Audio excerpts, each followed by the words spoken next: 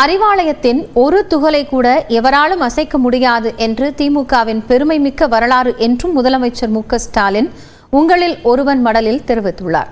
திமுக அரசுக்கு நாளுக்கு நாள் மக்களின் ஆதரவு பெருகிக் கொண்டே வருவதாகவும் 2026 சட்டமன்ற தேர்தலில் 7வது முறையாக திமுக ஆட்சியில் அமரும் என்பதில் உறுதியாக இருப்பதாகவும் முதலமைச்சர் மு.க.ஸ்டாலின் தெரிவித்துள்ளார்.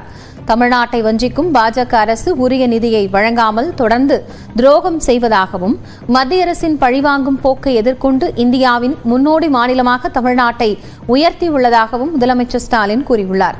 சட்டமன்ற தேர்தலுக்கு ஓராண்டே உள்ளதால் களப்பணிகள் அமைந்திட திமுகவில் புதிதாக மாவட்ட பொறுப்பாளர்களை நியமித்து சட்டமன்ற தொகுதிகள் அறிவிக்கப்பட்டதாக முதலமைச்சர் கூறியிருக்கிறார். 200 தொகுதிகள் இலக்கு என நிர்ணயிக்கப்பட்டிருப்பதால் களத்திற்கு ஏற்ற வியூகம் அமைத்து வெற்றி பாதையில் பயணிப்பதற்காக இந்த மாற்றங்கள் மேற்கொள்ளப்பட்டுள்ளதாகவும் இது களையெடுப்பு அல்ல, கட்டுமான சீரமைப்பே என்றும் முதலமைச்சர் ஸ்டாலின் தெரிவித்துள்ளார். கலைஞரால் உருவாக்கப்பட்ட அண்ணா அறிவாலயம் உடன்பிறப்புகளின் உழைப்பு எனும் அடித்தளத்தில் வலிமையாக திகழ்வதாகவும் அதனால் எதிரிகளின் கண்களை உறுத்துவதாகவும் முதலமைச்சர் குறிப்பிட்டுள்ளார்.